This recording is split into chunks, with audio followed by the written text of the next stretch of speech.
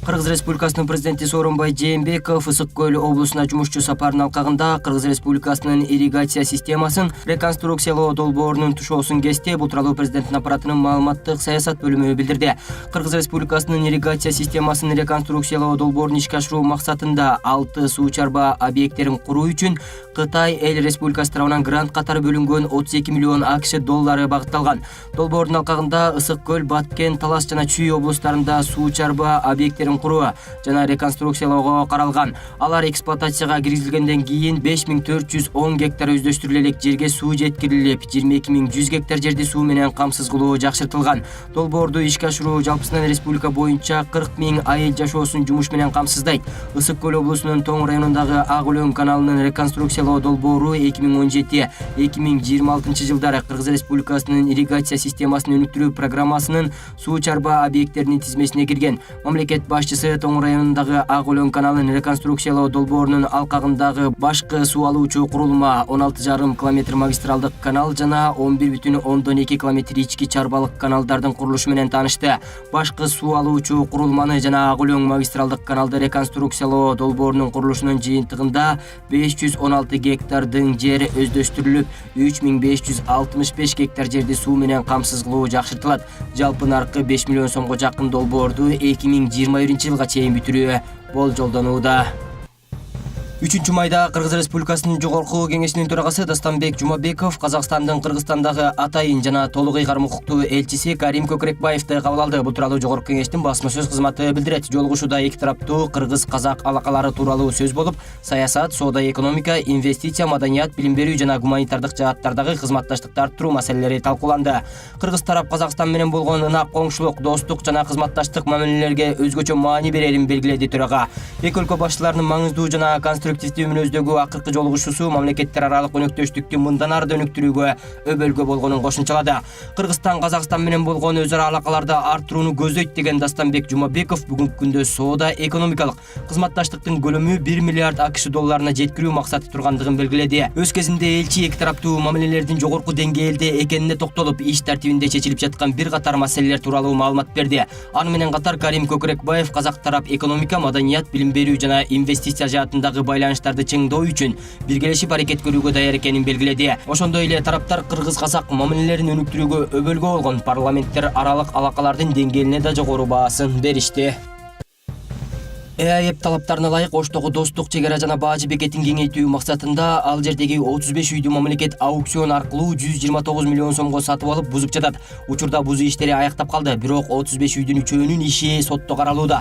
Мамлекет сатып алууда атайын көз карандысыз комиссия иш алып барып, тийиштүү тараптар менен биргеликте үйлөр бааланган. Негизинен чек ара бекетин кеңейтүү максатталган дейт өкмөттүн Ош облусундагы өкүлчүлүгүнүн укук тартип, коопсуздук жана өзгөчө кырдаалдар бөлүмүнүн башчысы Абдымалик Нурматов.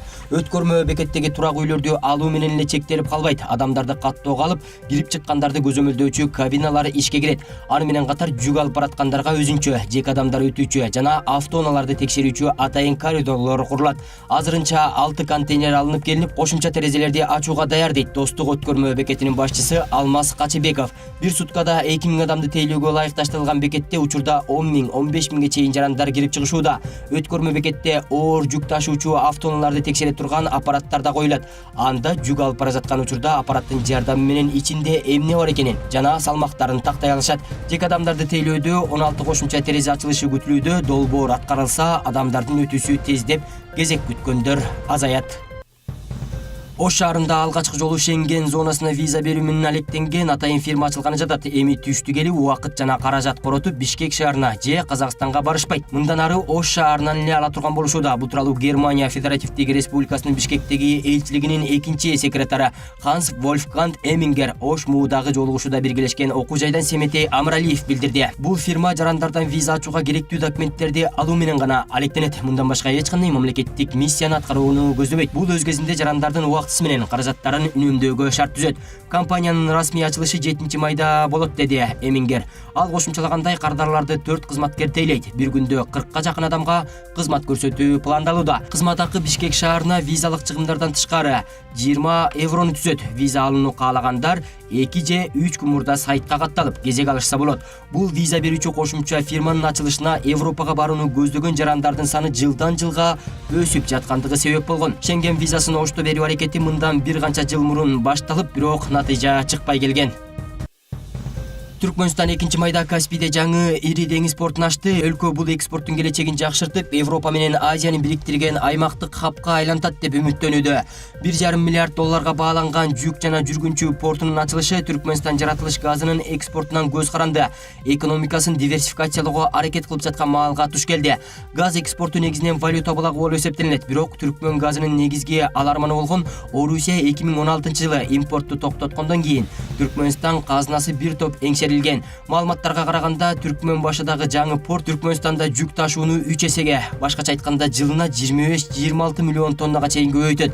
Океанга чыгуу мүмкүнчүлүгү жок болгону менен Каспий деңизи аймактагы соода үчүн маанилүү ролго ээ. Объекттин расмий ачылыш салтанатында сөз сүйлөгөн Түркмөнстан президенти Гурбангулы Бердимухаммедов жаңы порт деңиз транспорт системасында маанилүү тогоо болуп, Кара деңиз аймагына, Европа, Жакынкы Чыгыш жана Азияга каттоо үчүн жагымдуу шарт түзөөрүн белгиледи. Бердимухаммедов Ашхабад деңиз портун Өзбекстан жана Ооганстан сыяктуу кошуналар менен бирге пайдалануу жагын талкуулоого даяр экенин кошумчалады.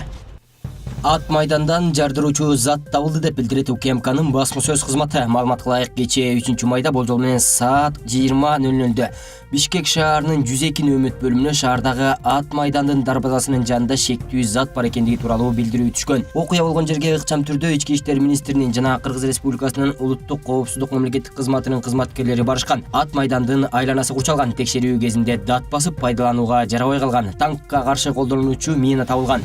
Жанына башка эч кандай шектүү курал же жардыруучу зат табылган эмес. Табылган мина жок кылуу үчүн полигонго алынып барылган. Учурда окуянын чоо жайы такталууда. Бишкекте 5 жаштагы бала унааны бир нече метрге чейин сүйрөп барды. Кыргызстан боюнча белгилүү болгон Баатыр Ташчайнар коомчулукка Нур Кыргыз деп атап койгон өзүнүн кичинекей окуучусун тааныштырды. Бала да өз талантын көрсөттү. Анын инине Mitsubishi үлгүсүндөгү унаага байланып турган жипти илип коюшту. Эч кандай тоскоолдуксуз эле ал дээрлик 3 тонналык унааны 34 метрге чейин сүйрөп барды. Бала өзү 21 килограмм чыгат. Анын устатынын айтуусунда бүгүнкү күндө Нур Кыргыз дээрлик 6 ай даярданган. Максат 1 бул дүйнөлүк рекорд орнотуу. Ташчайнардын айтымында баланын ата-энеси аны көрсөткүлөрү келбейт. Ошондуктан бет кап кийгизилип, аты да өзгөртүлгөн. Келечекте алар өз таланттарын Америка Кошмо Штаттарында көрсөтүүнү пландап жатышат. Бул максаттарын иш жүзүнө ашырыш үчүн аларга таанышы Стас Михайлович жардам берет.